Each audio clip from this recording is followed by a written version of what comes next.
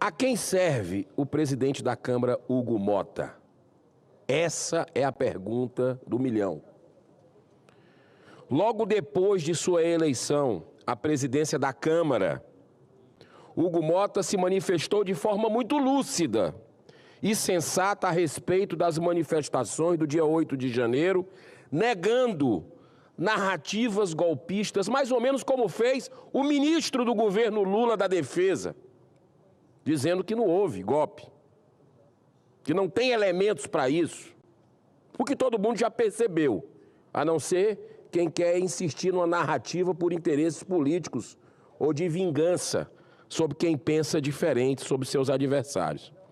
Mas além de ele não enxergar nenhum dos elementos, Hugo Mota, naquele momento, necessários para um golpe de Estado, ele realçou, ele foi além, realçou a brutal injustiça de uma senhora que apenas esteve próxima às invasões sem ter quebrado nada. Aliás, a maioria foi assim, até porque as imagens foram negadas, não tem individualização, joga todo mundo dentro da rede e mão pesada neles. É esse o espírito de revanche do Brasil hoje. Então, essa senhora pegou 17 anos de prisão. Agora, faz uma nova declaração, o presidente Hugo Mota, completamente contraditória com a anterior. Olha o que ele disse agora.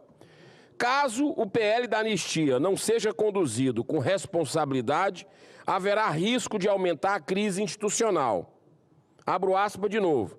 O tema deve ser tratado com sensibilidade e seriedade, porque pode gerar novos atritos entre os poderes legislativo, judiciário e executivo. Olha as platitudes que ele usa. Por fim, fala que podem ser discutidos eventuais excessos nas condenações e que espera contribuir para a pacificação nacional.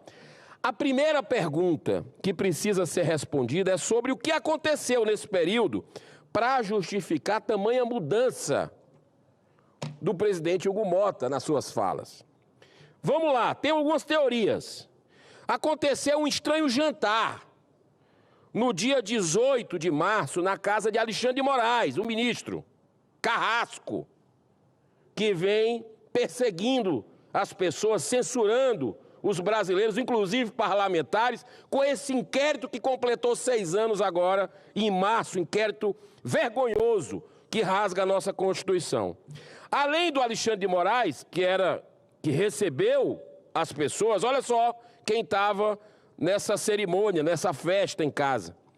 Hugo Mota, Davi Alcolumbre, o vice-presidente da República, Geraldo Alckmin, o procurador-geral da República, Paulo Gonet, e 7 dos 11 ministros do Supremo. Esse é o Brasil da separação entre os poderes inexistentes. Esse é o Brasil. A gente precisa entender para ver, talvez, a mudança de discurso do Hugo Mota sobre a anistia. E é justamente um jantar desse tipo, com aparência de mera confraternização, que ajuda a explicar o nível de interferência e de ação política de magistrados que deveriam se ater exclusivamente à sua responsabilidade, aos autos, como guardiões da Constituição, preservando a independência e a autonomia entre os poderes da República. Como Hugo Mota encerrou sua declaração, destacando a necessidade de pacificação do país, é sempre bom lembrar que os 21 anos da longa ditadura militar só foram encerrados depois que o Congresso Nacional aprovou, em 1979, a anistia ampla, geral e irrestrita, com o objetivo alcançado da pacificação.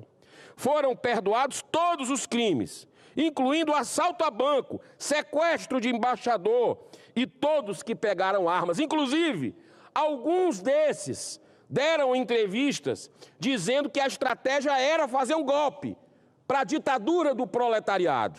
Olha que loucura o que a gente está vendo aqui. Mas quando muda de camisa, quando muda de ideologia, aí querem acabar, dizimar essas pessoas. Mota, Hugo Mota falou muito em sensibilidade e responsabilidade, mas destacou que via riscos de aumentar a crise institucional. Olha só que a fala dele, aumentar a crise institucional. Ora, essa crise está consolidada, senhor presidente Mota. A ditadura da toga tem sistematicamente invadido a competência desse poder legislativo, que está omisso, dia sim, dia não, invade, humilha esse Senado Federal e esse Congresso Nacional.